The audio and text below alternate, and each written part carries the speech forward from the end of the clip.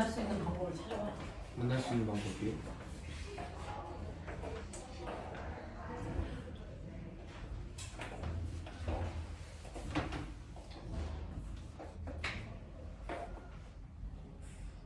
적어도 빛이 2개 이상은 만나야 상위 매치거든.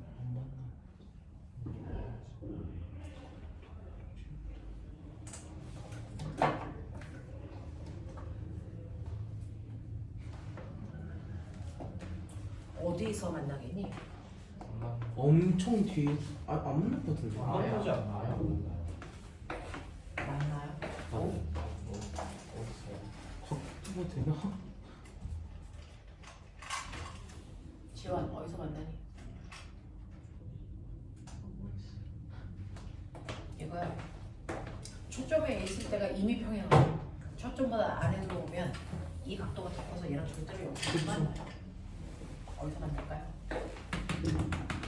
아 뒤에서. 연장선을 그리면요. 됐죠? 여기서 오는 빛은 초점에서 오는 것처럼 보이는 거죠. 그래서 초점에서 오는 빛은 광축을 지나서 이렇게 가시거든요. 네. 됐죠? 근데 그 초점에서 온 빛은 그래서 나란하게 갈 거고요. 실제로 여기서 평행하게 온 빛은 초점을 지나서 어떻게 갑니까? 얘가 이렇게 가요. 이렇게 가요. 가다 보면 이 빛하고 이 빛이 뭐 할까요? 만나는 지점이에요. 됐어요? 네. 그러니까 중심에서 온 빛을 그려도 돼요. 중심에서 온 빛을 이렇게 그려보세요. 중심에서 온 빛 어디서? 얘죠? 네. 중심에서 온 빛이 이렇게 가죠. 네.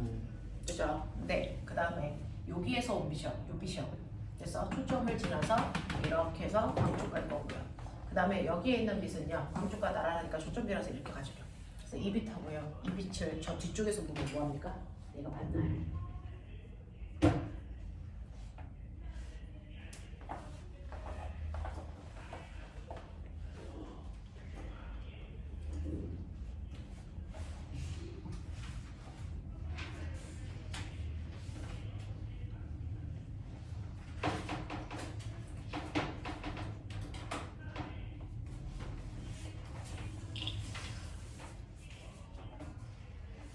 그랬으니 자, 얘가요 중심을 지나면 어떤 일이 발생을 하냐면 중심을 지나는 빛은 이렇게 가죠. 됐죠? 자, 중심을 지나는 빛은 이렇게 간다고요. 무슨 말인지 알아? 중심을 지나는 빛은 이렇게 가고요. 이거 그려놓고 보여드릴게요. 아까 그 빛이 책 보시면요. 어딨냐면 68페이지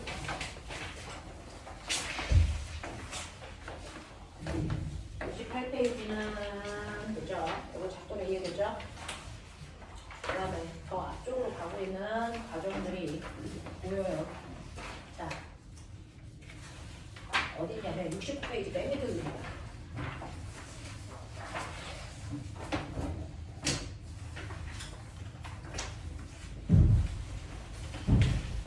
69페이지 맨 밑에 있는 그림을 보면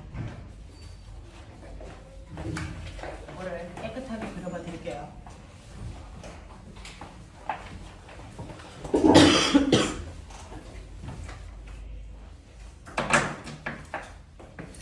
이렇게 렌즈 있어, 광축 있어, 초점 있어. 초점보다 물체가 안에 들어왔다고 치는 거야. 네. 그래서 초점보다 물체가 안에 들어왔다고 치는 거야. 그러면은 평행하게 간 빛은 그래서 반대쪽에 초점을 지나갈 거야. 그 다음에 내가 보는 것처럼 중심을 지나가는 빛은 이렇게 해서 간다고. 그죠? 네. 근데 얘가 초점보다 더 안쪽으로 들어가니까 중심을 지나간 빛이 이 중심을 지나가는 게 이렇게 돼서 이 사이가 점점 멀어지겠지. 네. 알겠어. 자, 그랬을 때 요거를 쭉 연장한 이 선과 여기에서 나온 이 빛이 여기서 만나. 맞아?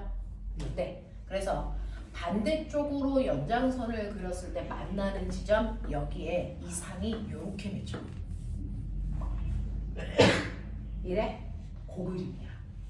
여기에서 연장한 선과 이 선이 만나. 실제로 빛이 모인 거니 안 모인 거니? 안 보이는 안 거죠. 모인 거야.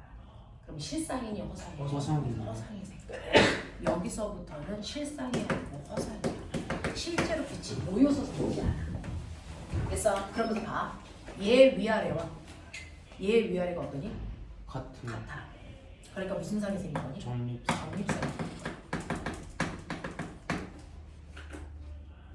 되겠어? 그리고 크기는 어때? 확대된 얘보다 뭐야? 커지죠. 확대된 상이 생겨요.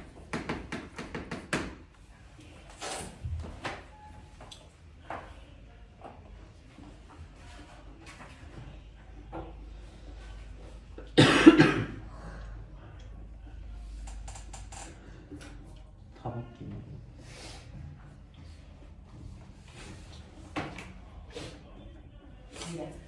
이해되겠어? 자, 그래서 EF, F를 기준으로 보는 거야. 됐어? 네. 여기에 렌즈가 있어요. 그래서 보시면 F까지 올 때까지는 뭐야? 실상이야. 됐어? F보다 가까워지는 순간 뭐가 되는 거야? 허상. 근데 꼬맹아 느껴라. 실상은 무조건 어느 쪽에 생기니? 실상은 무조건 물체를 기준으로 했을 때 렌즈의 반대쪽에 생겨.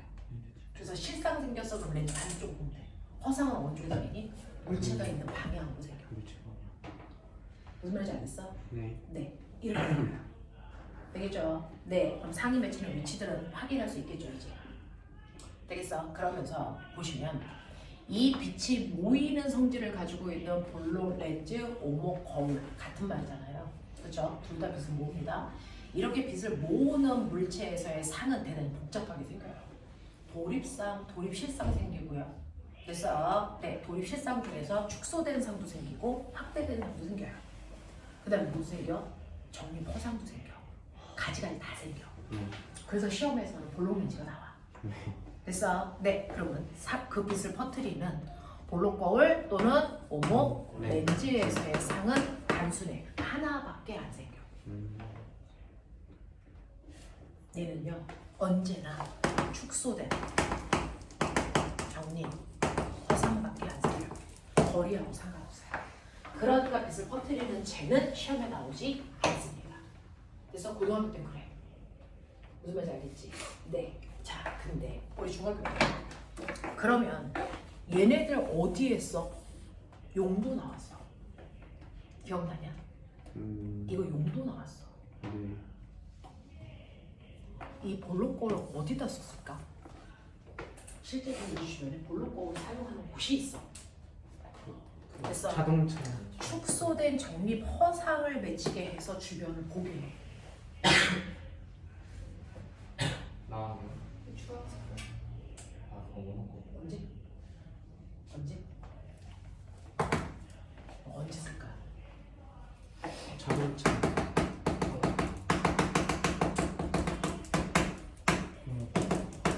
돈. 아.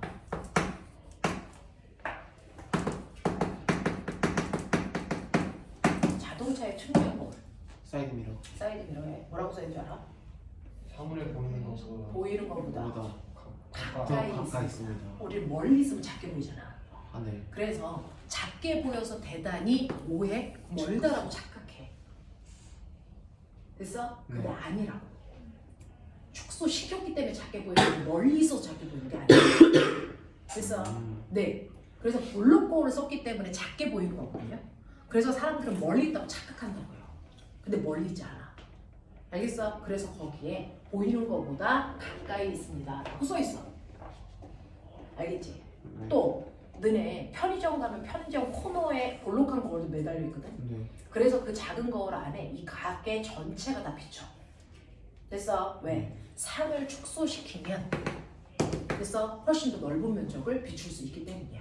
그게 또 언제 나오냐면 코너 도는데 보면 옆에서 차가 나오나 안 나오나. 됐어? 주차장에서 이렇게 코너 틀어서 나올 때도. 됐어? 네, 코너 반사용도 볼록 거울이에요. 이거야. 됐지? 그래서 네. 중학교 때는 이 거울에 대한 얘기가 제일 많이 나오죠. 볼록 거울. 됐어? 오목 거울 어디다 쓸까? 오목골. 마음이 그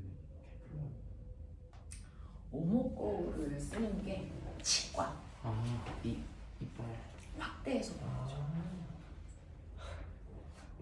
됐어? 네. 그리고 너네 화장대, 엄마 화장대 보면 거울이 앞면 뒷면 이렇게 되어 있는 거울이 있거든요. 네. 앞면 거울은 평면 거울인데 뒷면 거울은 볼록 거울이라서 엄마가 이렇게 라인 그릴 때 얼굴 확대해서 그렇게 쓰는 거예요. 그래서 네, 그거 볼록 거울 쓰는 거예요. 근데 일반적으로 볼록 거울은 대부분이 상이 거꾸로 맺히기 때문에 물체를 보는데 잘 쓰지 않습니다. 네. 잘 쓰지 않아요. 그래서 네, 일반적으로 잘 쓰지 않는다. 자, 그리고 이러한 오목 거울은요 빛을 모으죠. 네. 됐어? 네, 볼록 거울, 오목 거울, 볼록 렌즈는 빛을 모으죠. 그래서 빛을 모으는데 주로 쓰는 거야. 그래서 돋보기. 됐어? 이런 거 쓰고요. 이 렌즈야. 볼록 렌즈 어디서 썼지? 저희 수정실에도. 볼록 렌즈 요번에 시험법에 나왔죠. 네. 눈의 이상을 교정할 때 쓰는 렌즈. 네. 됐어? 네. 이거 원시용 안경에 쓰이는 거야. 네. 이건 근시용 안경이야. 네. 알겠어? 이렇게 쓰인단 말이야. 됐지? 그리고 얘네들은 주로 빛을 모으는 도구로 쓰기 때문에 그래서 아까 얘기한 것처럼 전등탄 그래서 이런 것들의 빛을 모아서 한꺼번에 내보낼 때 주로 쓴단 말이야. 그래서 전조등 뒤에 있는 게 오목거울. 그래서 이렇게 된다고. 이렇게 된다고. 됐지? 자, 근데 이걸 일일이 이렇게 작도해서 문제를 풀기가 힘들어. 그래서 작도하지 않아도 되게 됐어. 렌즈 방정식이라는 게 있어.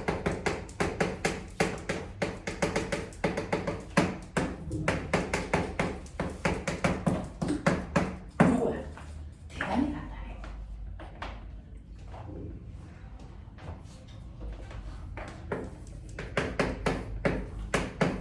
요거야. 요거 도구 두 개로 풀어. N. A가 뭐고 B가 뭐고 F가 뭡니까? 라고 하면 렌즈의 중심으로부터 물체까지의 실제 거리가 A야. 알겠어? 네. 렌즈의 중심으로부터 상까지의 거리가 그래서 네, B야. 반대쪽에 있으면 반대쪽에 있는 상까지의 거리가 B야. 되겠어? 네. 네. 그 다음에 F는 초점거리야. 그리고 M은 뭐냐면 배율이야. 배율. 배율.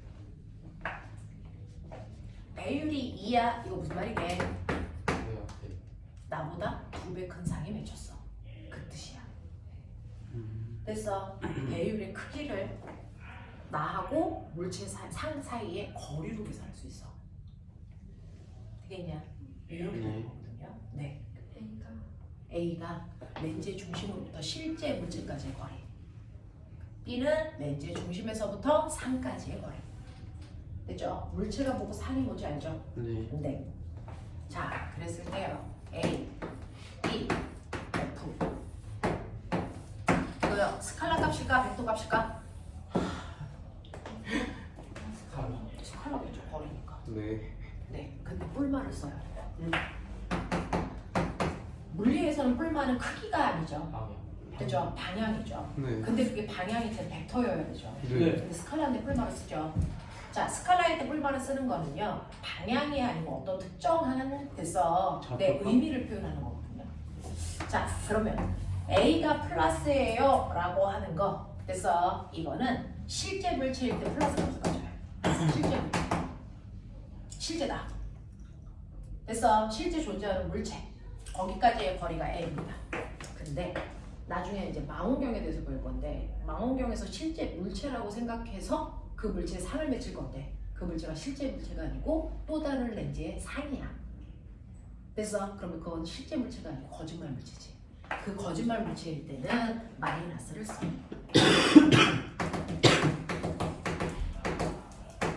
그래서 실제 물체냐 거짓말 물체냐에 따라 뿔마가 붙어요. 우리가 알고 있는 건 쟤는 다 실제 물체죠. 플러스였겠죠. 알겠어? 네. 그 다음에 B는 볼까요? 상까지 해버리죠. 네. 근데 B 값을 계산했는데 플러스가 나와. 실상. 빛이 실제로 모여서 상을 맺혔다는 거죠. 얘는 뭘까요? 허상이에요.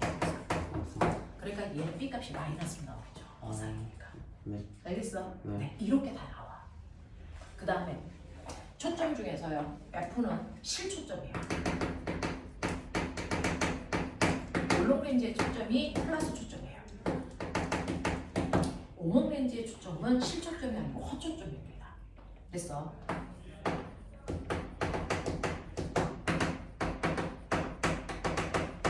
이렇게 된다. 됐니? 네. 그래서 이 부호를 가지고 실상인지 허상인지 이런 거 알 수 있고요. 그 다음에 이 배율은 나보다 몇 배 커라고 하는 값이잖아요.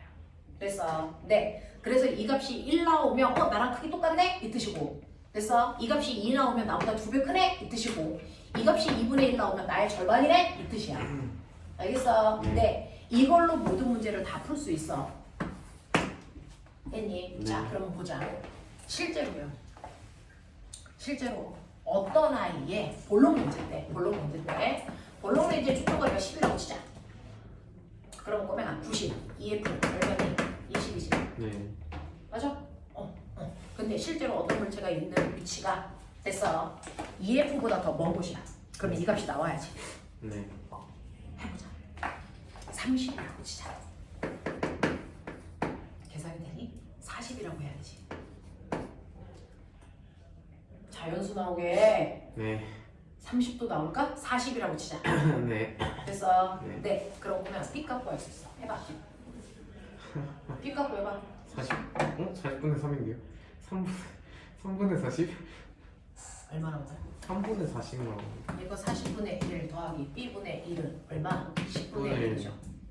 그럼 얼마 나오니? 3분의 40. 네. 그러면은 됐어. B 값이 얼마 나오냐면 3분의 40인 위치에 생기죠. 네. 근데 B 값이 뭘로 나왔어요? 플러스로 나왔죠. 네. 그러니까 얘는 뭐야? 실상이야. 비싸. 됐어? 네. 실상은 항상 뭐야? 도립상이야. 알겠어? 네. 실상이라는 건 도립상이라는 뜻이야. 알겠죠? 네. 네. 자, 그래서 도립상이 맺혔어. 그럼 크기는 줄어들어. 실제보다 작아야지. 네. 그럼 해보자. 자, A가 얼마야? 40. B가 얼마야? 3분의 40. 계산해봐. 얼마 나오니? 120분의. 아, 이거 어떤 뜻이 얼마니? 3분의 1이죠. 나보다 됐어. 크기가 3분의 1밖에 안 돼. 축소 변상이에요. 무슨 말인지 알아? 이렇게. 그치? 자, 그러면 정확하게 EF에 있다고 치자. EF에 있어. 네. 그럼 물체의 거리가 얼마라고? 20. 해봐. B값 얼마 나오나? B도 20. 얼마 나와요? 20이요. 20 나오죠. 똑같이. 됐어? 그러면 얘가 나올 때 B값이 얼마 나오냐면 플러스 20 나와요. 실상이죠. 도립상이에요. 네. 됐어? 도립상이니까 물체가 있는 곳과 정확하게 반대 방향에 상이 맺힌 거야. 실상은 무조건. 네. 됐어? 물체와 반대 방향에 상이 맺히는 거야. 되겠죠? 네. 그리고 크기 볼게요. A가 20인데 B도 20이야. 얼마니? 1일. 1이죠. 나하고 크기가 정확하게 같아. 이 뜻이야. 계산할 이유가 없어. 그치? 이 얘기야. 됐니? 네. 그러면 이제 얘하고 얘 사이로 넣자. 됐어? 네. 물체의 위치가 감당해봐. 15야. 해 빨리. 얼마나 보냐? B값.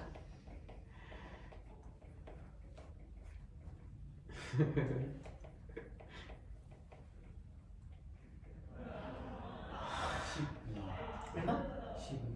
10? 12 나와? 30.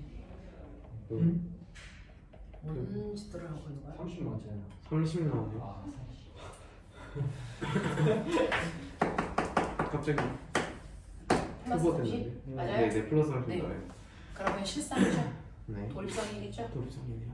무슨 말인지 알아? 너 확대. 그리고요 얘가 15인데 얘가 31이네. 몇 배? 2배. 알겠어? 네. 이렇게 나와.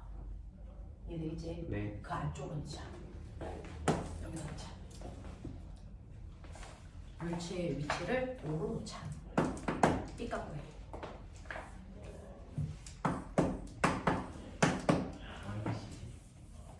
얼마? B 값 얼마 나온다고? 마이너스. 마이너스 10 허상이라는 뜻이야. 허상은 정립상이라는 뜻이야. 상이 맺힌 방향은 물체가 있는 것과 같은 방향이라는 뜻이야. 알겠어? 네. 그러니까 물체가 렌즈로부터 5cm 떨어져 있는데 상은요 렌즈로부터 얼마 떨어진 곳? 10cm 떨어진 곳에 맺혔다는 얘기야. 무슨 말인지 알아? 네. 그리고 해볼게요. 얘요. 1분의 얼마니? 12배 확대. 2배 확대돼. 알겠니? 이렇게 다 나와. 굳이 작도 안 해도 돼. 무슨 말인지 알겠지? 네. 이렇게 나온다. 이렇게 나온다고. 아, 이 렌즈를 이용한 것 중에 요즘에 히라쌤이 맨날 망원경 보여주세요. 망원경하고 현미경하고요 똑같은 게 뭔지 아세요? 렌즈 2개 가지고 사는데 지낸다는 거야. 됐죠? 망원경은요 여러분들이 알고 있는 망원경 이렇게 생겼어요. 이렇게 생겨가지고요 간단하게 그리면 이렇게 되어 있죠. 여기 불을 이렇게 보잖아요. 여기 별이잖아요. 됐어? 이렇게 되었잖아요. 됐지? 그 중에서요 앞에 있는 이 렌즈를 대물 렌즈 또는 주경이라고 하죠. 됐어? 그리고 얘를 뭐라 그러냐면 눈과 접해 있다 전환 저는 렌즈라고 해요. 되겠어? 여기 현미경으로 이렇게 그래요. 현미경을 사용해보셨는지 모르겠지만 이렇게 되죠. 여기 들여다 보시면 되죠. 무슨 렌즈? 저반 렌즈. 눈과 접해 있죠. 이거 무슨 렌즈? 뱀블 렌즈. 물체와 닿아 있다는 렌즈. 알겠습니까? 이 구조로 되어 있어. 그래서 렌즈가 2개야. 됐어? 렌즈가 2개야. 무슨 말인지 알겠어? 네. 자, 그 중에서요. 대물 렌즈의 역할은 뭔지 아세요? 물체로부터 오는 빛을 이 새끼가 뭐하니? 모으는 역할이에요. 그래서 물체에서 오는 빛을 뭐한다? 모은다. 저반 렌즈의 역할은 뭔지 아세요? 상을 확대한다. 이렇게 뜻입니다.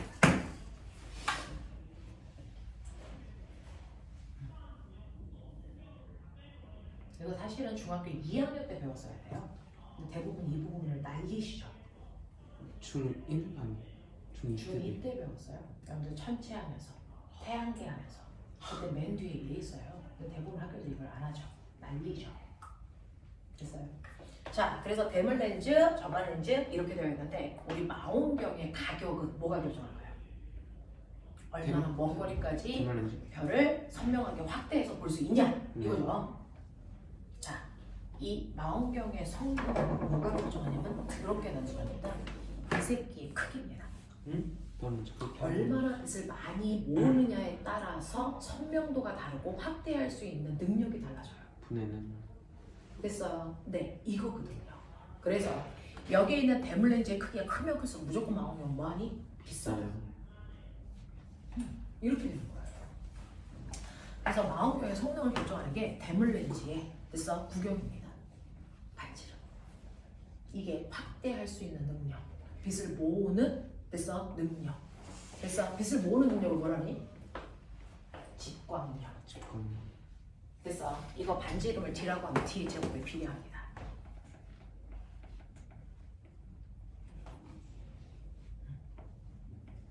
그 다음에 망원경은 직광력 또 뭐있냐? 선명하게 보인다는 게 무슨 말이야? 라고 하면 어떤 두 개의 별이 있다? 너무 멀리 있어서 그 별 사이에 거리가 1cm밖에 안 떨어져 있는 것처럼 보여. 그럼 망원경의 성능이 떨어지면 이 두 개의 별 A와 B가 어떻게 돼요? 합치해서 하나처럼 보여. 됐어? 근데 성능이 좋으면 얘네들이 분리돼서 보이지. 네. 되겠어? 네, 그게 분해능인데 어떤 애는 분해능이 얼마냐면요. 분해능이 3cm래요. 어떤 애는 분해능이 얼마냐면요. 분해능이 1mm래요. 무슨 말인지 알아? 분해능 누가 커? 얘가 크죠? 됐어? 네. 선명도는 얘가 선명하다는 네. 얘기야. 그렇죠. 얘는 1mm 간격까지 두 개로 본다는 얘기야. 얘는 3cm 간격보다 작아지면 하나로 보겠다는 얘기야. 무슨 말인지 알겠니? 네. 이 얘기야.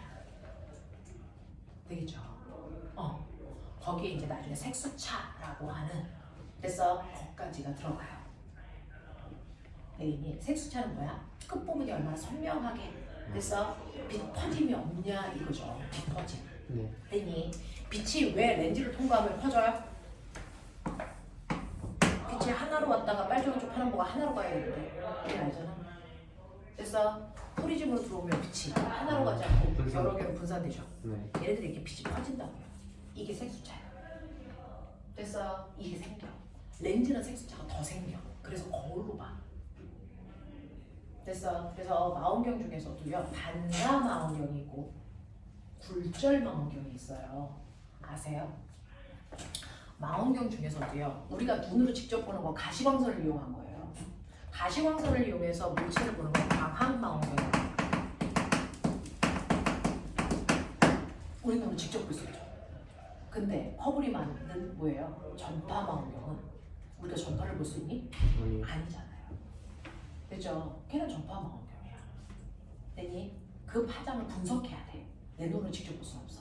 근데 얘를 직접 보는 거죠. 광학 망원경이야. 광학 망원경 N은요 반사 망원경하고요 굴절 망원경이죠. 그럼 플라쌤이 가지고 있는 건 뭘까요? 라는 겁니다. 반사 망원경하고 굴절 망원경의 차이점이 뭡니까? 라고 얘기하면 얘는 빛을 반사시킨 거고 얘는 빛을 굴절시킨 거야. 맞아? 네. 그 얘기인데요. 대물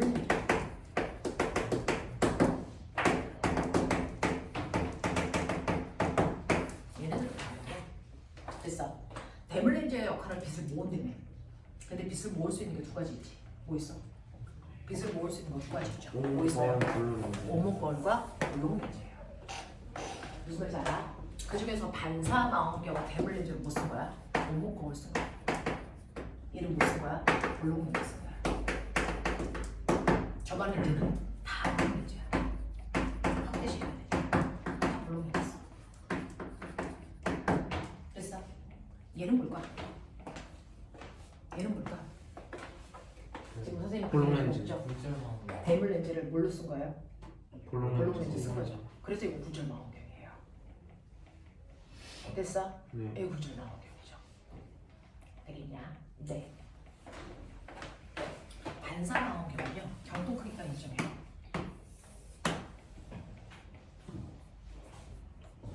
그래서 빛이 우리 학원에 있는 게 굴절 망원경이고 히라쌤이 가지고 있는 게 반사 망원경인가? 종류가 달라요? 네. 히라쌤 망원경 안 봤어? 근데 저희 한 번도 못 봤어요. 아, 한 번도 못 봤어요? 네. 여기에 이렇게 오목거울이 있어서요. 여기서 빛이 이렇게 들어오게요. 이렇게 들어와서 여기서 됐어? 빛을 반사시켜서 여기에 저반 렌즈가 있어요. 이렇게요. 그래서 여기를 눈으로 이렇게 네, 이렇게 되어 있어요. 됐어? 그래서 얘는 경통이 이렇게 비스듬한데 일정이야. 일직선. 이렇게 되어 있어. 되겠냐? 얘는요 근거리밖에 못 보는데요 색수차가 없어. 얘는 원거리를 볼 수 있는데 색수차가 많이 나와요. 그래서 뭐 이런 특징, 그런 특징을 가지고 있습니다. 자, 그래서 이런 식으로 이제 망원경의 종류를 나눌 수가 있는데 보편적으로 우리가 설명하는 건 굴절 망원경을 이용해서 설명을 해요. 자, 그럼 봐. 볼록 렌즈야. 여기서 빛이 와. 그럼 빛을 모아. 됐어? 자, 모으는데요. 선생님이 여러분들 보기 편하라고 이렇게 그릴게요. 앞에 대물 렌즈 커요. 뒤에 있는 저반 렌즈는 뭐예요? 작아요. 알겠어? 이렇게 된다. 얘네들의 방출인데요. 일직선상에 있습니다. 됐냐? 네. 그래서 여기서 별에서 빛이 와. 별에서 빛이 오면 커다란 별이 있다고 치자. 빛이 이렇게 해서 모여서 여기에 뭘 맺혀요? 상을 이렇게 맺혀요. 그래서 상을 맺힌다고. 근데 이 상이 됐어. 이걸 렌즈 1, 이걸 렌즈 2. 이 상이요. 두 번째 렌즈의 초점거리에 안쪽에 들어가요. 첫 번째 렌즈의 이 물체는 눈이 실제 물체죠. 네. 여기까지의 거리는 플러스 A죠. 네. 그래서 이제 상이 맺혔죠. 맞아요? 상이 맺혔죠. 이 상을 두 번째 렌즈는 물체라고 있지 않을 거야. 그럼 이건 진짜 물체 거짓말 물체? 거짓말 물체죠. 그래서 얘는 마이너스 A야. 여기까지 거리가. 맞아? 근데 이 새끼가 어디에 있어? 두 번째 렌즈에 초점보다 안쪽에 있어. 네. 그럼 초점보다 안쪽에 있으면 무슨 사람이 찍어야 확대. 확대돼. 정립선. 허상이 생겨. 정립선. 허상이 생기는 거니까 물체 쪽 방향에 생기지. 네. 되겠어요? 네. 그래서 얘가 그래서 확대되니까 요거보다 훨씬 큰 애가 여기 이렇게 되죠. 이걸 우리는 얘를 보는 거예요. 그래서 확대된 거예요. 알겠어요? 이해돼? 이런 과정을 거치는 거예요. 이게 망원경도 현미경도 그래요. 그래서 실제로 첫 번째 렌즈에는 진짜 물체를 보는 거지만 두 번째 렌즈는 진짜 물체가 아니고 첫 번째 렌즈가 비친 상을 물체라고 인지해서 확대시켜버리는 거야. 무슨 말인지 알아? 그래서 확대된 물체를 볼 수 있어. 초점보다 안쪽에 비치게 하는 거야. 되겠어? 이해돼? 어떻게 보는지 알겠어? 네, 이렇게 돼요. 그래서 이제 렌즈 방정식을 두 번 씁니다. 첫 번째 써가지고 요거 위치 구해. 맞아? 그리고 두 번째 얘와 관련된 식을 이용해서 얘의 위치를 구해. 무슨 말인지 알겠니? 이때 얘 A 값은 마이너스 A 값으로 넣어야 돼. 이해되지? 이렇게 구하는 거야. 이해돼?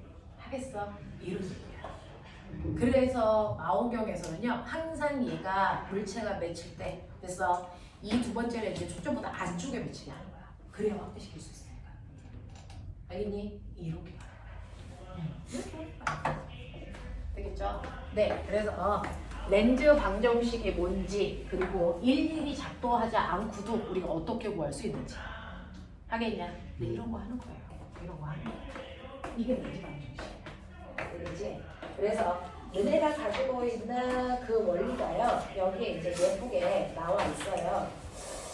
그래서 여러분들이 가지고 있는 74페이지 보면 이제 현미경부터 그림이 그려져 있어요.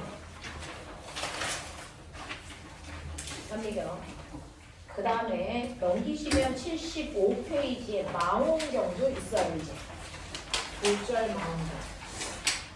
그래서 선생님이 그린 것처럼 실제 물체보다 됐죠? 상의 크기가 훨씬 더 작게 초점 안쪽에 맺힙니다. 두 번째 렌즈에. 그래서 그걸 확대시켜서 밖에 허상이 생기게 해. 알겠어? 요게 망원경의 원리라고요. 되겠지? 이렇게 해서 상을 맺히게 한다라고 하는 거 이런 것들 그죠? 근데 이런 것들 나와 있습니다. 그래서 요게 여러분들한테 보여드리고 싶었던 렌즈 방정식을 얘기한 겁니다. 자, 그러면서 여러분들은 이제 74페이지의 기본 문제예요. 1번부터. 자, 1번부터 6번까지 보이죠? 74페이지. 78페이지. 1번부터 6번까지 보이시죠? 중학교 1학년 내용부터 시작해서 그래서 아우르는 내용. 78페이지 찾아봐. 보여? 네. 네, 78페이지 1번부터 6번까지 빨리 풀어봐.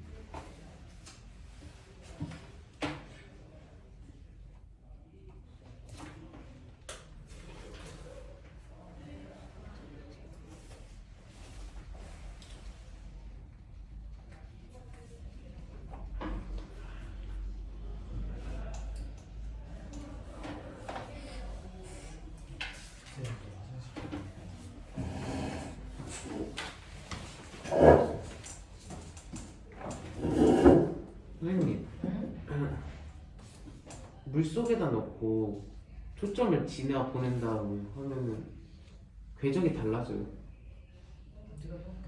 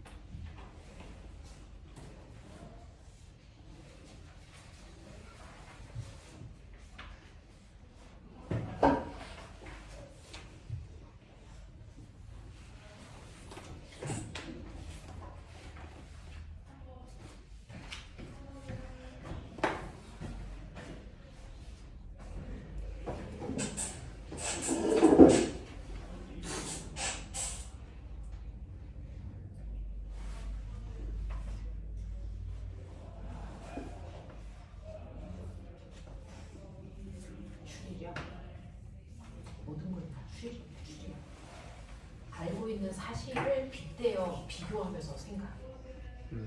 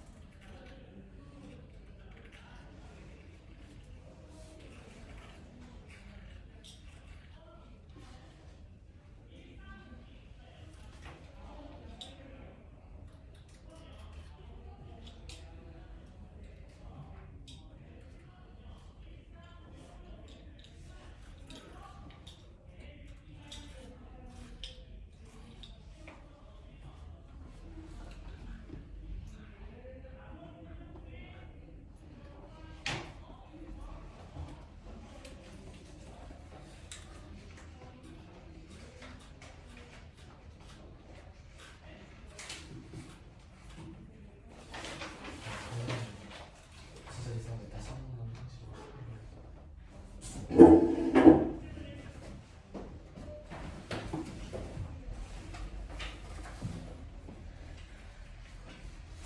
됐어? 네.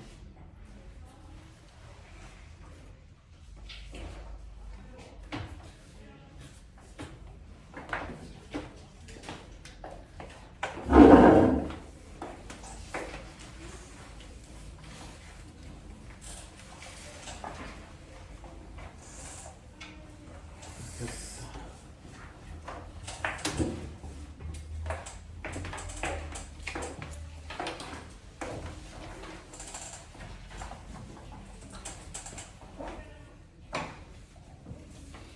자,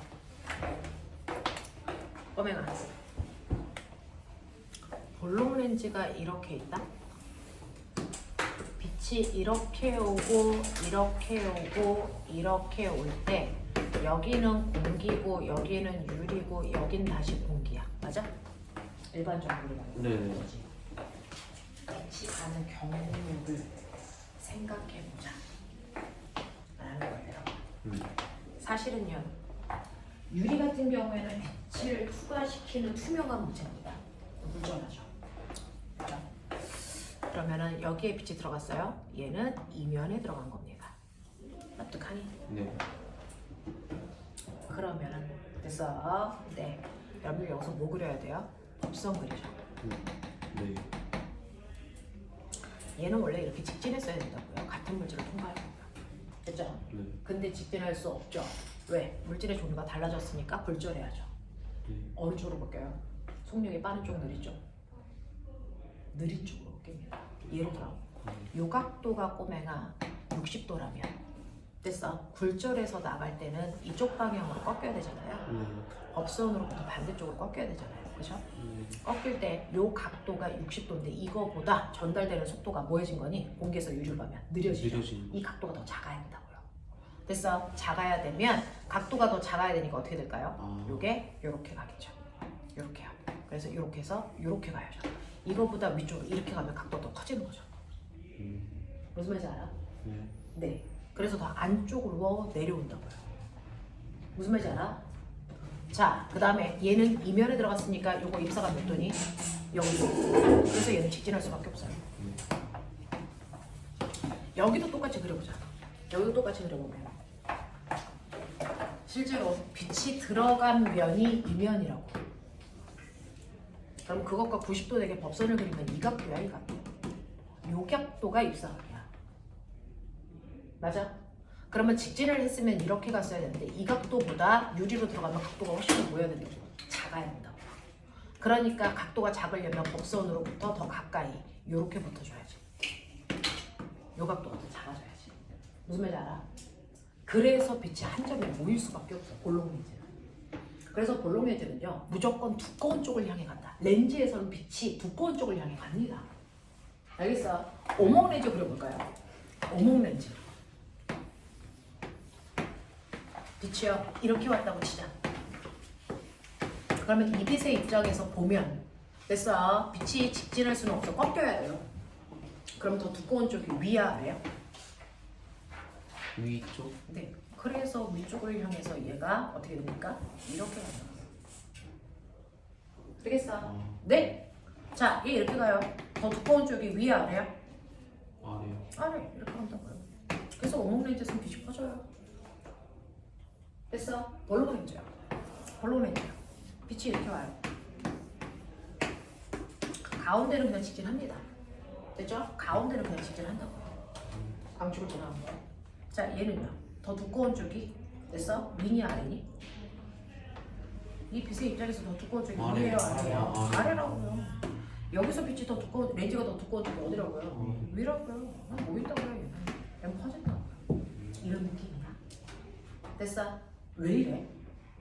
왜 이래? 여기가 공기고 여기가 뭐야? 유리야. 됐어? 밀도가 작은 쪽에서 밀도가 큰 쪽으로 갔기 때문에 이래. 그래서 허점을 누리죠. 여기가 됐어. 오히려 유리고 여기가 뭐냐면 이럴 수도 있지. 그러면 얘는 전달되는 속도가 뭐 쪽에서? 느린 쪽에서 빠른 쪽. 그동안은 빠른 쪽에서 느린 쪽으로 가서 이 모습이야. 네. 그럼 거꾸로 그리면 거꾸로 되면 거꾸로 하면 보이지. 네. 여기서 보여요. 여기서 뭐예요? 커져요. 알겠어? 이런 거야. 이해돼? 알겠어? 이런 것들. 이런 것들. 그래서 공기 중보다 유리 속의 밀도가 크기 때문에 이 현상이 나타나는 거야. 근데 안과 밖을 바꿔버리면 됐어? 볼록렌즈에서는 오목렌즈처럼 빛이 퍼지는 효과가 생길 수밖에 없어. 거꾸로니까. 알겠냐? 이게 영재 문제에서 나온 줄이죠. 되겠어? 네, 밀도 때문에 이렇게 되는 거야. 밀도 때문에. 우리가 그동안 봤었던 건 공기 중에서 유리로 가기 때문에 두꺼운 쪽으로 휘어. 됐어. 근데 거꾸로 되면 밀도가 여기가 크고 여기가 작으면 거꾸로 나타난다고. 알겠어? 네, 이렇게 된다고. 그래서 이거고요. 사실은 촘촘하게 단면을 잘라가지고요. 입자가 불조가 그거 그린 효과야. 되겠어? 네, 이렇게 나타나. 이렇게 나타나.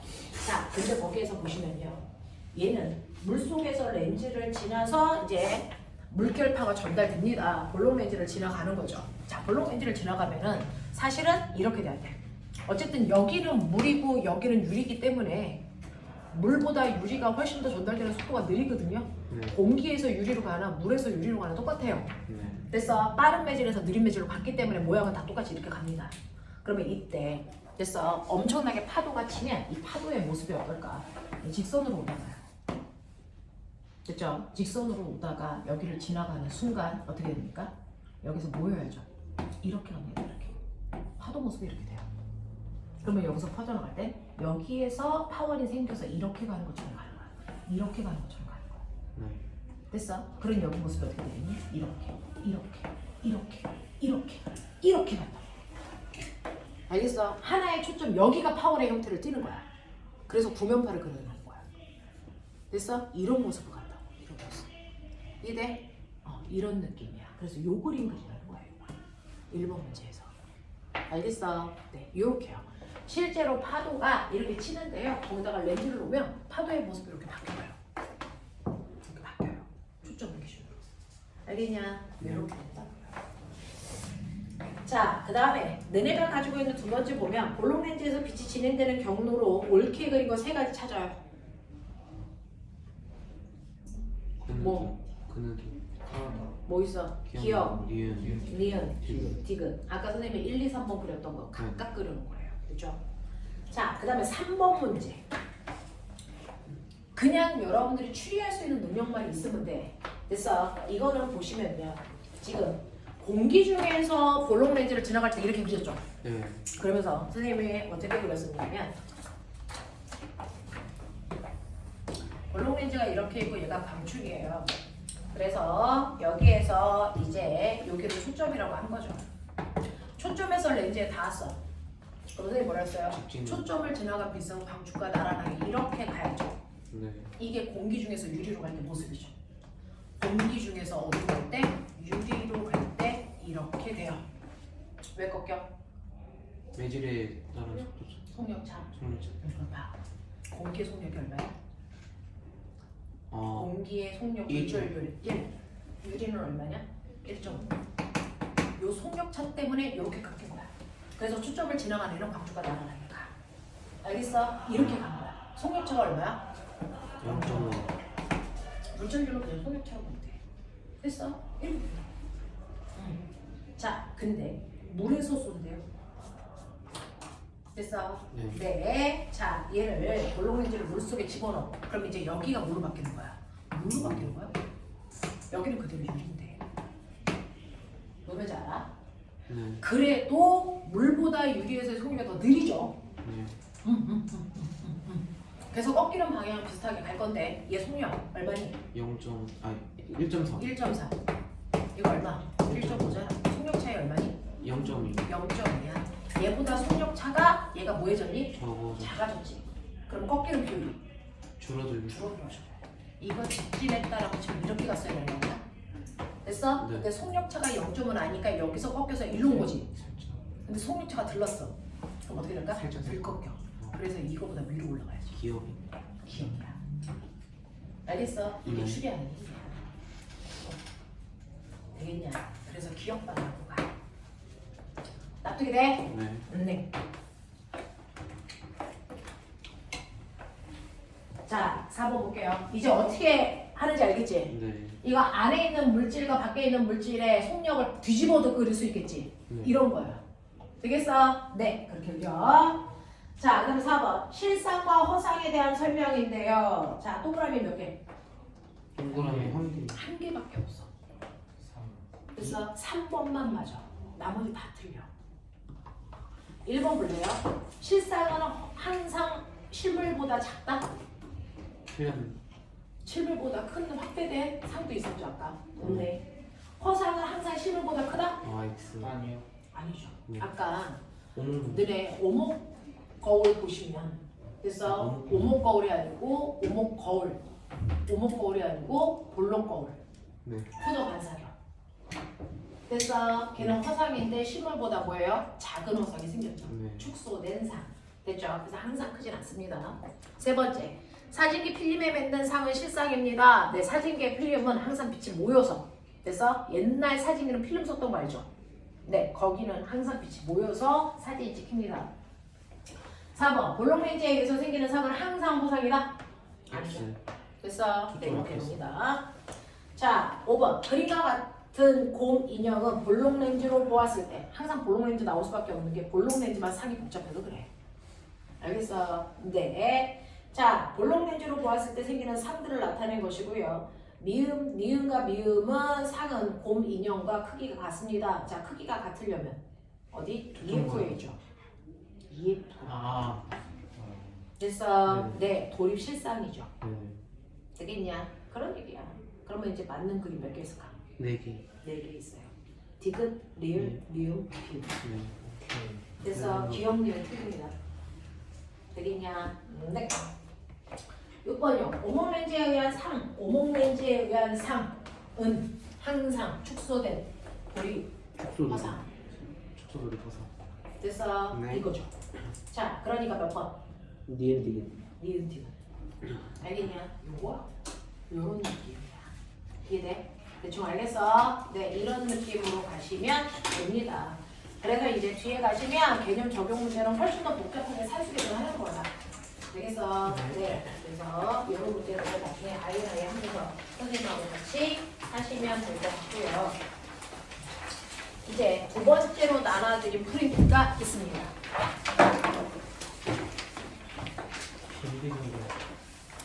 두 번째로 나눠드린 프린트는요. 지금 선생님이 이 특별 수업을 하는 의도는 원한 친구와 투한 친구들 사이에 갭을 좀 줄이겠다는 거거든요.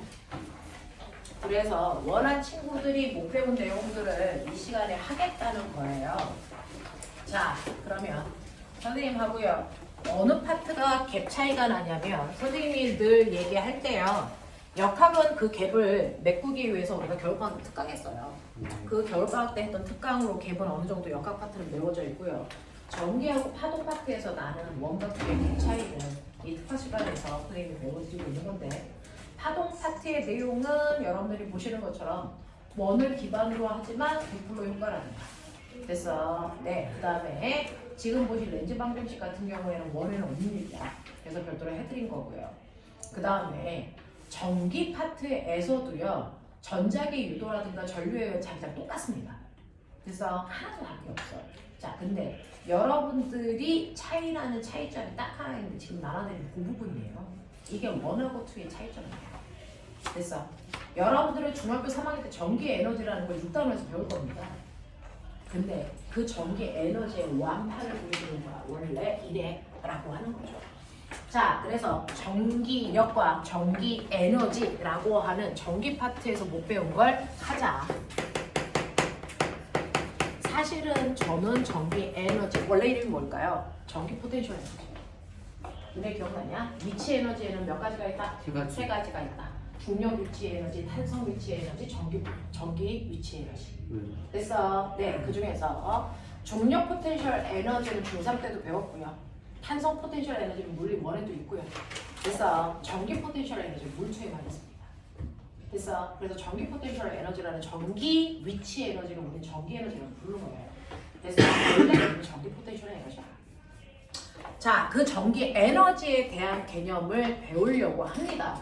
그래서 근데 전기 파트에도 얘를 알고 있을 때 끌고 갈 수 있는 범위와 모를 때 끌고 갈 수 있는 범위는 한정되어 있거든요. 다르거든요. 그래서 개념을 확장시켜 드릴 테니까 문제를 현란하게 적용하는 건 아이라인에서 하시고요. 지금은 이제 개념을 듣고 가셔야 그 수업을 따라갑니다. 자, 그러면 여러분들이 가지고 있는 전기 에너지 하기 전에요. 여러분들이 뭘 했었냐면 중학교 3학년 때요. 중력 위치 에너지 했어요. 그죠? 중력 위치 에너지는 어떤 물체가 지면에 이렇게 있어? 됐어. 네, 지면에 있을 때 지구에 있는 모든 물체는요. 뭘 받습니까? 중력. 중력이라는 걸 받죠. 됐어. 그러니까 위에서 아래 방향으로 물체를 잡아당기는 뭐가 작용한다? 사실은 눈에 보이지 않지만 뭐라는 힘이 작용하고 있는 거야? 중력이라는 힘이 작용하는 공간이 지구예요. 그쵸? 이 중력이라는 힘이 작용하는 공간을 우리가 중력, 장 이렇게 얘기합니다. 이 장자는 운동장 할 때 그 장자랑 똑같아요. 공간 장자예요. 장소. 됐어. 네, 그래서 중력이 작용하는 공간을 중력장. 됐어. 그럼 전기력이 작용하는 공간을 뭐라 그랬어? 전기장. 이렇게 얘기하는 거야. 자기력이 작용하는 공간을 뭐라 그래? 자기장. 이렇게 얘기한 거야. 알겠어? 장자는 공간 장자예요. 그래서 이렇게 중력이라는 힘이 작용하는 곳에 자, 중력의 영향을 받는 건 뭡니까? 질량이죠, 질량. 됐어. 그래서 질량을 가지고 있는 물체가 중력 방향으로 당기는 힘을 받아서 질량을 가지고 있는 물체가 여기에 이렇게 붙어 있잖아요. 그죠? 땅바닥에 붙어 있잖아요. 그죠? 중력이라는 힘을 받기 때문입니다. 자, 근데 내가 이 물체를 억지로 중력과 반대 방향으로 들어 올릴 거야.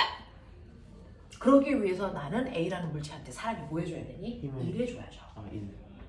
됐죠? 네. 네. 중력과 반대 방향으로 움직이려면 사람이 반대 방향으로 힘을 줘야 된단 말이야. 얼마만큼? 얼마만큼? mg. 중력만큼 힘 줘야죠.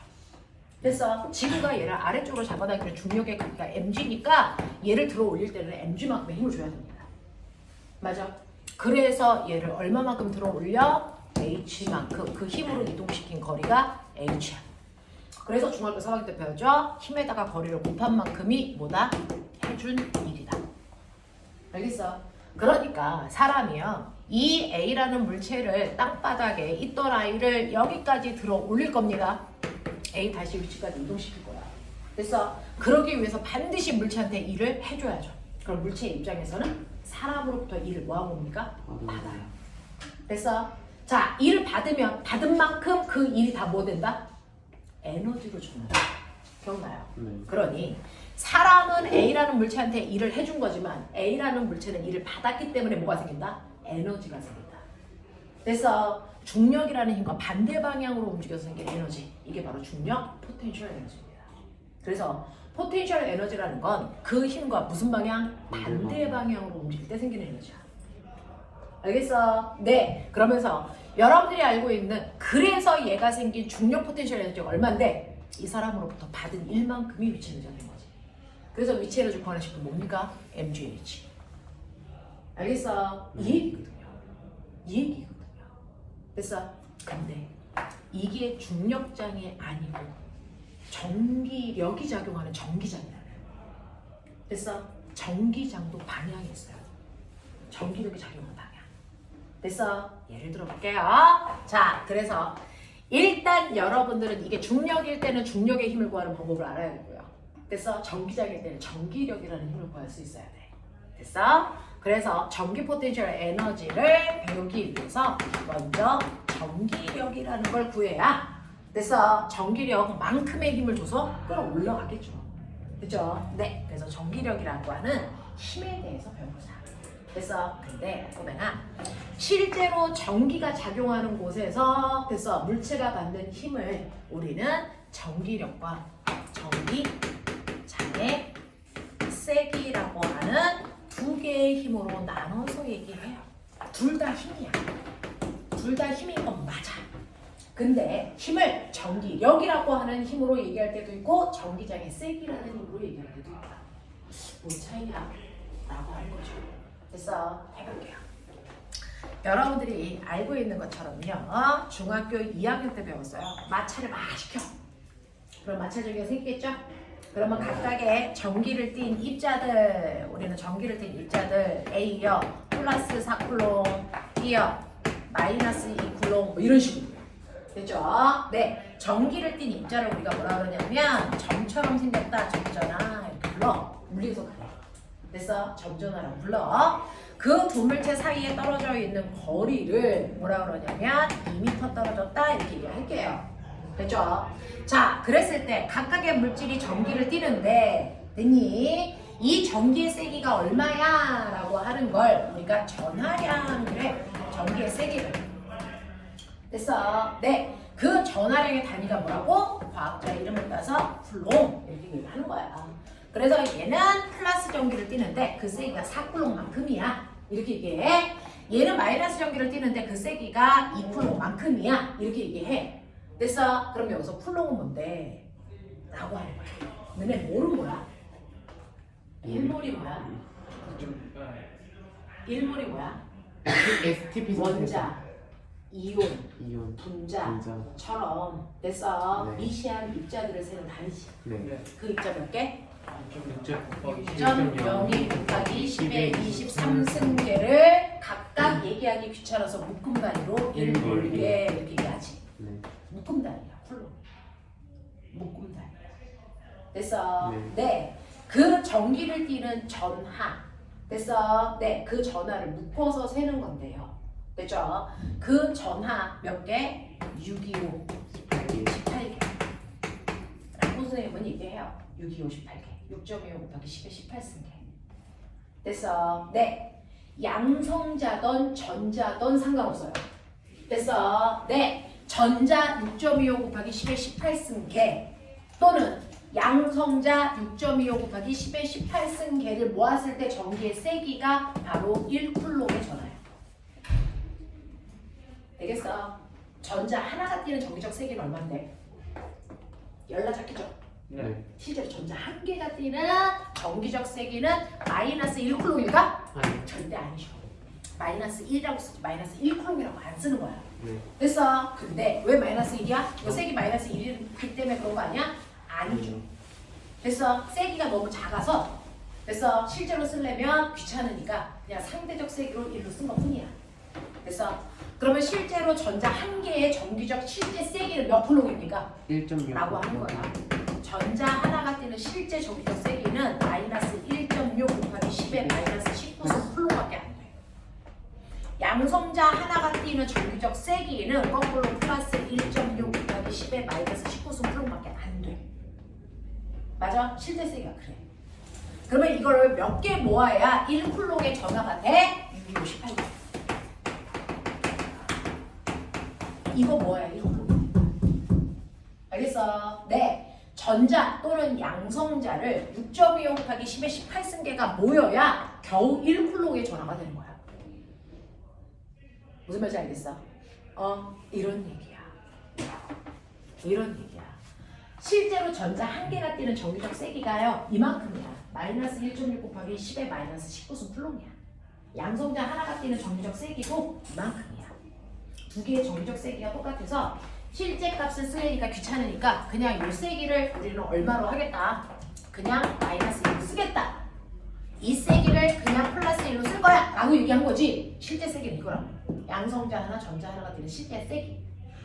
그래서 그러면 실제 세기가 이런데 우리가 쓰고 있는 1쿨롱이 되려면 전자 도대체 몇 개 모아야 1쿨롱의 전하의 세기와 같아져? 6.25 곱하기 10의 몇 개? 18승계. 됐어? 네, 모으면 1쿨롱의 전화가 된다고요. 됐어? 라고 하는 거야. 네, 선생님은 그냥 얘를 플러스 4쿨롱, 얘는 마이너스 2쿨롱 엄청 세다. 이런 얘기야. 됐어? 네, 얘네들을 2m 떨어진 곳에 놔. 그러면 전기를 띤 입자들 사이에는 전기력이 작용해. 맞아요? 자, 얘네들은 서로 반대극이야. 뭐가 작용할까? 서로 다르는 인력이 생기겠죠. 됐어? 만약에 같은 극이야. 그럼 어떻게 되겠니? 서로 밀어내는 청력이 생기겠죠. 그래서 네, 이렇게 플러스 마이너스 전화 사이에 밀거나 당기는 인력, 청력의 세기를 우리는 싸잡아 뭐라고 한다? 전기력이라고 해. 플러스 마이너스 전기를 띤 입자 사이에 서로를 당기거나 미는 힘을 전기력이라고 해. 그러면 N극과 S극 사이에도 이게 작용하지 않니? 네. 맞죠? N극, S극 사이에도 서로 당기는 인력, 미는 청력이 생겨. 이건 뭐라 그러니? 이걸 자기력이라고 해. 그래서 내 차이점은 플러스 마이너스 사이에 작용하는 힘이면 전기력, NS 사이에 작용하는 힘이면 자기력이라고 하겠다는 거야. 무슨 말인지 알겠어? 이 얘기야. 자, 그 중에서 전기력이라고 하는 전기를 띠고 있는, 전하를 띠고 있는 입자 사이에 밀거나 당기는 힘이야. 이 전기력을 어떻게 구합니까? 라고 하면 전기력 구하는 식은 선생님이 가르쳐 드렸었어요. 어떻게 구해요? 만유인력 구하는 식이랑 똑같아요. R 제곱분의 무늬 크 크로 구해 이렇게 얘기했어요. 만유인력 구할 때 R 제곱분의 GMM 이렇게 구했던 것처럼 R 제곱분의 크크크 모대용명식이야. 알겠어? R 제곱분의 크크크 이렇게 구하라고. 됐죠? 그러면 실제로요. 얘네들이 떨어져 있는 거리가 2니까 2의 제곱분의 됐어? 이 K는 상수로 표현하는 값이잖아요. 전기력 구할 때 쓰는 상수 값을 우리가 쿨롱이라는 아저씨가 알아내서 쿨롱 상수 이렇게 부르기도 해요. 됐어? 그 쿨롱 상수가 9 곱하기 10의 9승입니다. 더럽게 크죠? 됐죠? 거기에다가 Q1, Q2는 각각의 점전화가 뛰는 전하의 세기를 얘기하는 거야. 되겠니? 네, 그냥 절대값으로 곱하면 돼. 되겠어? 네, 그래서 이런 식으로 계산을 해보시면 얘는 얼마? 18 곱하기 10의 9승 뉴턴이라는 엄청난 힘보소를 냅니다. 되겠어? 실제 힘이 이거야. 이렇게 돼. 됐어? 네, 그러면 선생님 이 힘은요 A가 B를 당기는 힘이에요? B가 A를 당기는 힘이에요? 둘 다죠. 네. 서로 작용하는 힘은 작용과 반작용의 힘이잖아요. 그러니까 크기는 반드시 같아야 되고 방향은 반대여야 되죠. 되겠죠? 네. 그러니까 A가 B를 잡아당기는 힘도 저 힘이고요. B가 A를 당기는 힘도 저 힘이야. 그래서 전화량이 크다고 해서 더 센 힘으로 잡아당기지 않아. 무슨 말인지 알겠죠? 네. 그래서 서로 작용하는 힘을 이렇게 구한다. 이게 전기력이다. 됐어? 그래서 전기력이라는 힘도 힘이니까 F라고 쓰고요. R 제곱분의 크라고 하는 이 방법으로 두 점전화 사이에 잡아당기는 힘의 세기를 실제로 구한다고요. 그래서 점전화 사이에 잡는 실제 힘을 우리가 전기력이라고 해요.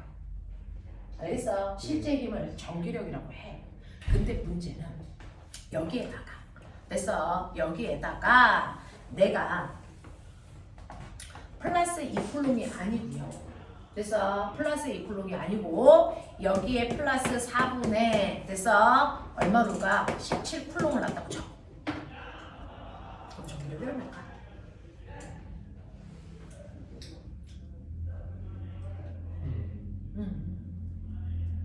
여기에 됐어? 마이너스 7분의 14쿨롱을 놨다고 치자. 전기력은 얼마일까?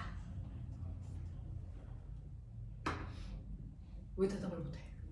바보들이야? 어? 라고 하면 됐어.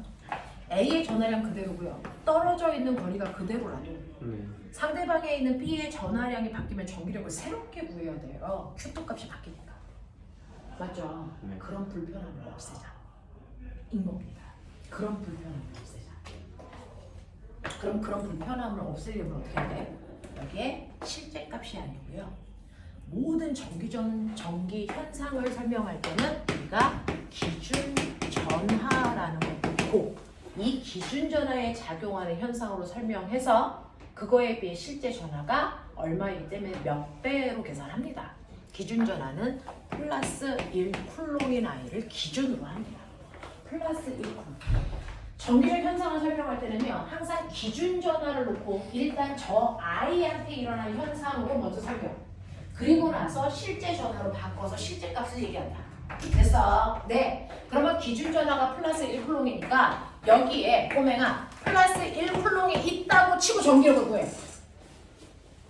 그러면 R 제곱분의 크크크니까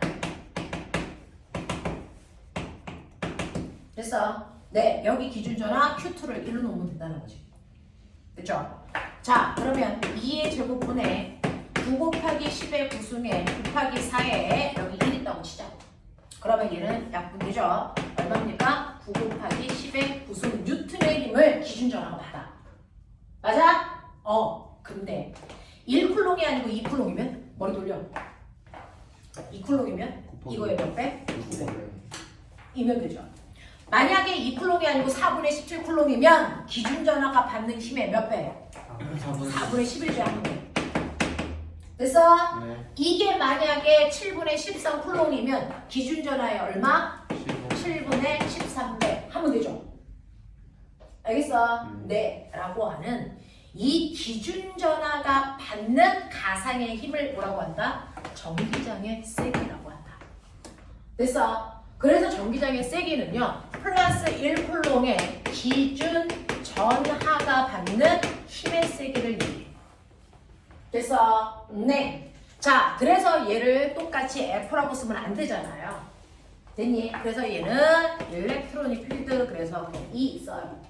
이걸 전기장의 세기라고 하는 거야. 됐어? 전기장의 세기고요. 이거는 R 제곱분의 이죠. 근데 이름 곱하나만 하니까 그냥 R 제곱분의 이렇게 쓴다고요. 됐죠? Q2가 1이니까 곱할 필요 없죠. 되겠어? 그래서 R 제곱분의 이렇게 구하면 이게 전기장의 세기야. 전기장의 세기야. 알겠어? 플러스 1쿨롱이 있다면 얘는 이만큼의 힘을 받을 거야. 근데 1쿨롱이 아니고 2쿨롱이니까 1쿨롱이 받는 힘에 비해서 몇 배? 2배. 됐어? 3쿨롱이면 몇 배? 3배. 알겠어? 10쿨롱이면 몇 배? 1쿨롱이 받는 힘에 비해서 10배. 이렇게 하면 되잖아. 알겠어? 네. 그러니 실제로 전기장의 세기가 나오면 거기 1쿨롱이 있는데 그 아이가 받는 힘이 그렇다고 라고 해석하면 돼. 됐어? 네. 근데 선생님 1쿨롱이 아니고 저는 3쿨롱이에요. 그럼 어떻게 하면 돼? 실제 힘은요. 1쿨롱의 전하가 받는 힘에 실제 전하를 곱하면 된다고죠. 됐죠? 그래서 이 둘 사이의 관계가 이래요. 됐죠? 이 둘 사이의 관계가 이렇습니다. 1쿨롱의 전하가 받는 힘에 비해서 실제 전하량을 곱한 만큼이 실제 작용하는 힘이다. 이해돼? 이해돼? 네. 그래서 우리는 Q2력 이렇게 읽으면 돼. Q2력 이렇게 읽어. 쿨롱력 이렇게 읽어. 알겠어? 그렇게 외워. 네, 이렇게 간다. 그래서 전기장의 세기라는 건 1쿨롱의 전하라면 이만큼의 힘을 받을 거야 라는 뜻입니다. 그래서 2쿨롱이면 2배, 3쿨롱이면 3배, 10쿨롱이면 10배 하면 된다고요. 그래서 네, 그 실제 물체의 전하량을 전기장의 세기에다 곱하면 실제 그 전하량을 가지고 있는 물체가 받는 힘의 세기를 우리가 알 수 있어. 됐니? 그래서 전기적 현상을 설명할 때는요, 전기력으로 설명 안 하고 전기장의 세기로 설명해요. 알겠어? 전기장의 세기로 설명한다고. 그 전기장의 세기를 실제로 구하는 방법. 그래서 그걸 전기력으로 환산하는 방법. 보이니? 이 얘기야. 이 얘기야. 이렇게 돼. 그러면서 실제로 전기력도 구할 수 있고요. 전기장의 세기도 구할 수 있어. 자, 그러면서 너네가 기억해야 되는 거. 자, 이렇게 전기를 띤 입자가 실제로 이렇게 있어요. 한 놈은 플러스 4쿨롱이고 한 놈은 마이너스 2쿨롱이었다고 쳐. 맞죠? 근데 얘를 이 위치에서 전기력이 얼마 작용하는지 알아. 그렇죠? 전기력이 얼마 작용하는지 알아. R 제곱분의 크기 때문에 계산하시면 그래서 2K만큼의 힘을 받네? 그래서 이거였어. 근데 얘를 한번 붙였다가 원래 위치로 떨어뜨리면 전기력의 세기가 바뀔까? 바뀌어. 왜? 접촉하는 순간 모든 물질은 극도 세기도 같아지려고 하는 마치 열평형처럼 전하량도 평형이 되려고 해.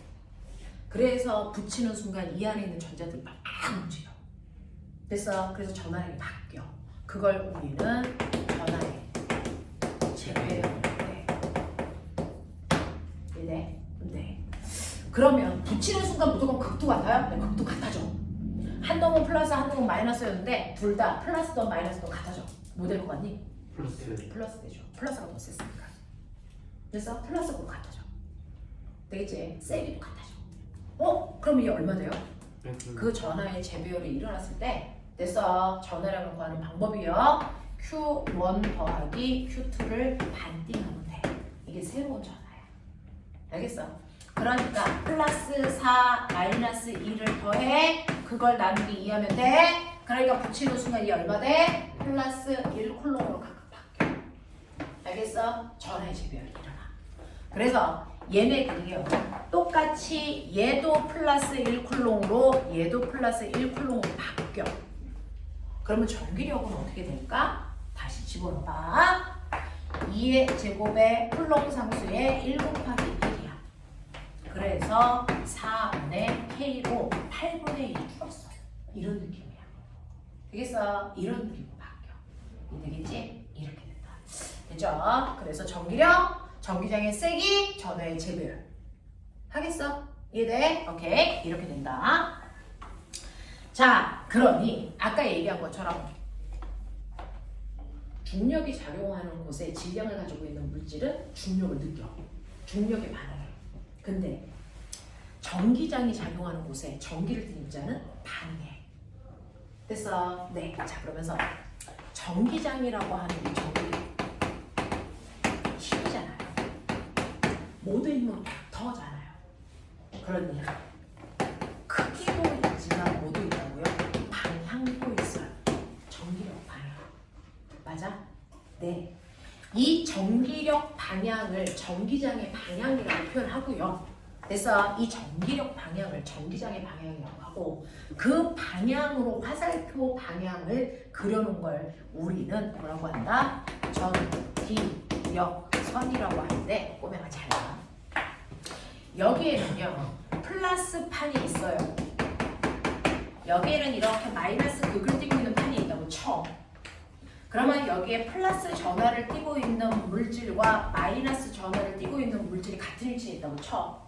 얘네들이 받는 힘의 방향이 갈리다. 달라요. 플러스가 플러스를 밀고 마이너스가 플러스를 당기니까 얘는 오른쪽으로 힘을 받아요. 맞습니까? 오케이. 자, 근데 마이너스는요. 플러스가 마이너스를 당기고 마이너스가 마이너스를 미니까 얘는 왼쪽으로 힘을 받아요. 두 개가 정반대로 힘을 받아. 같은 공간에 있어도. 네. 그러면 여기서 힘의 방향은 오른쪽이야, 왼쪽이야? 이거죠. 이 공간에서의 힘의 방향은 됐어. 네, 그 힘의 방향을 나타내는 게 전기력입니다. 어느 쪽으로 그래? 오른쪽으로 그래? 왼쪽으로 그래? 오른쪽. 라고 하세요. 아까 말씀드렸죠. 모든 전기적 현상을 얘기할 때 기준을 잡는다. 누구? 플러스 1. 플러스 1고. 그러니까 플러스 전화가 받는 힘의 방향이 기준. 알겠어? 그러니까 얘는 무시. 알겠어? 그러니까 여기서는 플러스 전화가 받는 힘의 방향이 바로 항상 언제나 플러스에서 마이너스 극을 향하는 이 방향이 바로 전기력 방향이야. 알겠어? 네. 이걸 우리가 전기장의 방향이라고 해요. 됐어? 그 방향으로 화살표를 한 게 전기력 선이야. 이해되겠어? 그래서 전기력 선이라는 건 무조건 플러스에서 마이너스 방향을 향하는 방향으로 화살표를 해야 된다. 기준 전화가 플러스이기 때문이다.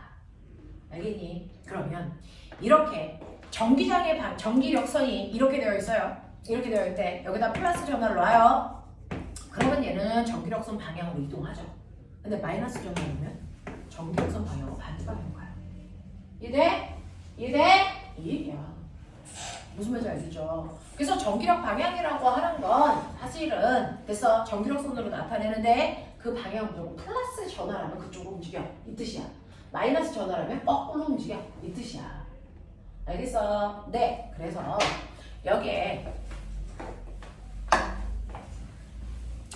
플러스 전화가 있어요. 플러스 Q라고 하는 전기적 세기를 띠고 있는 A라는 입자가 있겠죠. 여기에 마이너스 Q라고 하는 또 다른 아이도 있습니다. Q1, Q2 뭐 이렇게 봅시다. 그러면 이 공간은 얘네들이 만든 전기력이 작용하는 전기장이 형성되겠죠. 됐어? 네. 그러면 전기력선을 그리는 거야. 됐어? 어디에서 어디로? 전기력선. 어디에서 어디로? 어디에서 어디로? 플러스에서 마이너스 방향으로 둘 사이에 이렇게 전기력선이 그려져. 이렇게 전기력선이, 이렇게 전기력선이, 이렇게 전기력선이, 이렇게 전기력선이 그려져. 이렇게 전기력선이 이렇게 그려진다고. 이렇게 됐어요? 그려진다고 치자. 근데 여기에서 이 새끼를 안 가르쳐줘. 전기력선만 그려. 얘 무슨 극이야?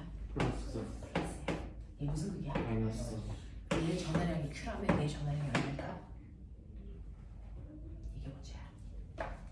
플러스 마이너스 판단하겠지. 네. 화살표 방향 보면 되겠지. 자, 이때 잘 봐. 전기력선의 간격이 여기는 어때? 좀 좁죠. 여기는 어때? 넓죠. 네. 전기력선을 그리다 보면 간격이 좁은 곳도 있고 간격이 넓은 곳도 있어. 이 간격의 의미는 뭘까? 전기력 세. 전기력의 세기입니다. 저는 간격이 좁은 곳일수록 전기력이 뭐하다? 세다. 것이다. 간격이 넓을수록 전기력의 세기가 뭐하다? 약하다. 약하다. 이 뜻이야. 그렇다면 보면은 똑같은 원을 그렸을 때요. 여기는 전기력선이 몇 개 나가냐면 10개 나가게 선생님 그렸어요. 얘는 몇 개 들어오게 그렸어요? 5개 들어오게 그렸어요. 그럼 어느 쪽 간격이 더 조밀할까요? A가 네. 그러면 간격이 얘가 훨씬 더 조밀하니까 이쪽의 전화량이 훨씬 더 뭐하자는 거야? 높다. 크다는 얘기야. 몇 배? 몇 배? 4분의 5. 얘는 전기력선이 10개고 얘는 몇 개라고? 5개가 들어가는 셈이야. 됐어? 그러니까 얘 전화량을 Q라고 하면 얘는 얼마라고? 2Q라고. 이렇게. 그렇게 약속했어. 알겠어? 그래서 전기력선도 그냥 그리지 않아. 개수도. 됐어? 이 개수가 정확하게 똑같다면 두 개의 전화량의 셈이 같다는 얘기야. 됐어? 전기력선이 많다면 그쪽의 전화량이 훨씬 더 세다는 얘기야. 알겠어? 네, 이런 식으로 약속한 거야. 되겠지? 그래서요, 이거 가지고요. 여기 플러스 판이야. 여기 마이너스 판이야. 전기력선이 이렇게 그려져. 연병한 어느 판이 더 전기력이 세? 어느 판이 더 세? 마이너스. 네, 이 간격이 더 좁잖아요. 이쪽이 더 센 적이야. 네. 이해돼? 네. 그거야. 여기에 전기력이 훨씬 더 약해. 이 얘기야. 그러면 여기에다가 플러스 Q라는 전화를 넣어. 그러면 어느 쪽으로 힘 받니? 마이너스 쪽. 오른쪽으로 힘 받겠죠? 네. 그러면 여기다 가만 놔도 얘는 오른쪽으로 끌려오면서 점수 속도 빨라지겠죠? 힘 받으니까? 네. 등가 속도 운동 할까 안 할까? 안 해요. 안 하죠. 왜? 힘이 점점 증가하니까 M의 F 가면 갈수록 힘의 크기가 보여집니까? 커지죠. 높아져요. 가속도가 커집니다. 무슨 말인지 알아? 네. 이렇게 그려지면 느려지.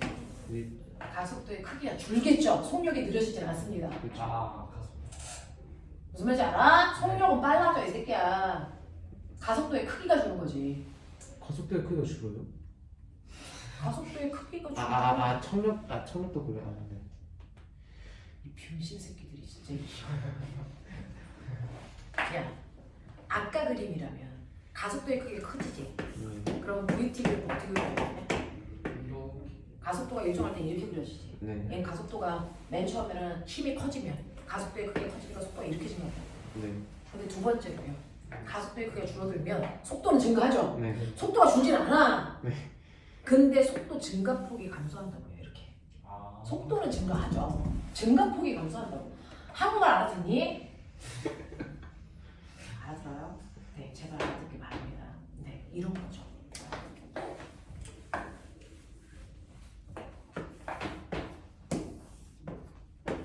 그런 것 같아요. 등한번. 얘는 힘의 세기가 똑같다는 중요해요. 겁니다. 간격이 일정하잖아요. 그러니까 여기다가 전기를 입자를 놓으면 무슨 소리 나올까요? 등가속도. 등가속도예요. 납득해? 네. 그런 얘기야. 오. 되겠어? 이때요. 여기서 전기장의 세기를 E라고 주고요. 얘 전하량이 Q라고 줍니다. 얘 가속도 얼마일까요? 얘 질량은 M. M분의 Q. 오. 됐어? 실제로 얘는 질량이 얼마라고요? M. F는 전기력 받겠죠. 네. 전기력은 어떻게 하라고요? Q. 전기장의 세기에다 전하량 곱하면 된다. 이게 가속도예요. 맞아? 네. 요 간격이 D야. 알았어? 네. 이 간격이 D야? 네. 여기가 왔을 때 속도 얼마게? 이거. 여기에 가만히 놔뒀어. 애새끼가 네. 점점 빨라지겠지? 네. 여기 왔을 때 속도 얼마야? 루트 M분의 루트 2A 했으니까 Q E D. 루트 자, 루트 2QED. 그러면 여기까지 오는데 몇 초 걸려? 몇 초? 몇 초 걸려? 안 나왔지? 네. 시간 안 나왔을 때 쓰는 공식. 2A 했으면 V제곱 마이너스 V제곱 제곱. 여기다 쓰라는 얘기를 100만 번째 하지 않니? 뒤질렸네. 얘 처음 속도 얼마니? 0. 0. 가속도는 얼마니? 이거. 음. 거리는 얼마니? D. E. D. 나중 속도 얼마니? 넣으면 되죠. 네. 루트 씌워서 우리는 루트. 됐어? M분의 QED. Q, E, E, D. 이게 나중 속도야. 납득하냐 이 새끼야. 네. 좀 써라. 맨날 물어볼 때마다 시간이 얼마 돼요? 나한테 묻지 마세요. 알겠어? 이해돼? 이런 얘기야. 되겠지. 그러면 이걸 90도 해줘. 아이씨. 시키기 전에 여기서 저를 해서 전기장 방향. 뭐야? 이거 무슨 장? 중력장. 이거 무슨 장? 전기장. 중력장은 질량에 의해서 반응하는 거라며. 그래서 전기장은 전하량에 의해 반응하지. 원래 플러스 Q라고 하는 전하량은 마이너스판에 붙어있어. 전기 이쪽으로 하니까. 라고 생각하면 돼. 그래서 이 전기장의 세기가 아니라 이 새끼 들어 올릴 거야. 전기장과 반대 방향. 그럼 들어 올리려면 다른 공간이 Q 얼마만큼? Q 그래서 끌고 가는 높이가 Q야. 기준이 얼마야? QD D야. 맞아? 네. 그러면 이만큼의 일을 해주면 걔는 그만큼의 전기장과 반대 방향 움직였으면 뭐 하는 겨? 전기 미친 에너지. 미치 에너지 그게 전기 포텐셜 에너지야. 그게 전기 에너지야. 그래서 전기 에너지 구하는 공식이 QED야. Q 알겠어? 네. 근데 이게 Q라는 전화가 아니고 그래서 1이라는 기준 전화라면 얘가 받은 일이 얼마겠니? 1, 2 됐어? 네. 네 라고 하는 플러스 1쿨롱의 전화가 가지고 있는 전기 에너지. 저는 실제 Q라는 전화를 가지고 있는 아이의 전기 에너지는 전기 포텐셜 에너지라고 해. 네. 그래서 그 전기 포텐셜 에너지는 실제로 어떻게 구하면 된다고? U라고 쓰거든요. 네. 단위는 줄이지만 Q, E, D 이렇게 구하면 돼. 네. 맞아? 근데 플러스 1쿨롱의 전압을 받는 전기 에너지, 전기 포텐셜 에너지, 전기 포텐셜 에너지, 전기 배치 에너지 이거 뭐라 그래? 전기라 그래. 아 이거를 이게 우리는 다른 말로 뭐라 그러니? 이게 이게 중학교 때 배웠던 줄 알아요. 여기서 나오는 그러면 이게 1쿨롱이면 여기다 1 집어넣으면 돼. 네. 이게 뭐냐? 이게 전압이야. 볼트. 우리가 건전지가 3볼트야 라고 해야지. 네. 사실은 1쿨롱의 전압을 받는 위치 에너지가 3줄이야 이 뜻이야. 볼트의 원래 단위가 뭔 줄 알아? 전기 에너지의 단위는 뭐야? 줄이지. 줄. 얘는 단위가 뭐 같아? 1쿨롱의 줄 전압을 뻗어야 돼. 받는 위치 에너지. 줄로 쿨롱이야. 됐어. 네. 그러니까 ED가 뭐라고? 볼트라고. 네. 그러니까 이거 뭐라고 써? 큐브. 이해돼? 네. 이해되겠어? 이해되지? 이렇게 봐. 괜찮지? 네. 아는 게 훨씬 더 있어. 아는 게 훨씬 더 있어. 그리고 선생님이 뭐라 했어? 전류의 세기는 뭐야? 일정한 시간 동안의 움직임 전하냐. 1초 동안의 움직임 전하냐. 네. 그러면 그래서 Q는 뭐니? I. 뭐야? 그러면 여기다가 IT. Q가 IT라며. 그러면 비트. 중학교 3학년 때는 전기 에너지 관하시 비트. 비트. 나오지. 네? 네. 알겠어? 그거야. 그래서 중학교 3학년 때 이거 가르쳐줬어. 맞지? 네. 중3 때 이거 가르쳐줬지. 근데 사실은 거슬러 올라가면 얘야. 아. 되겠냐? 네.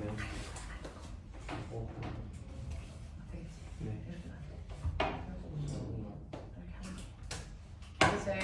네. 여기까지 빨리 집에 가야 돼.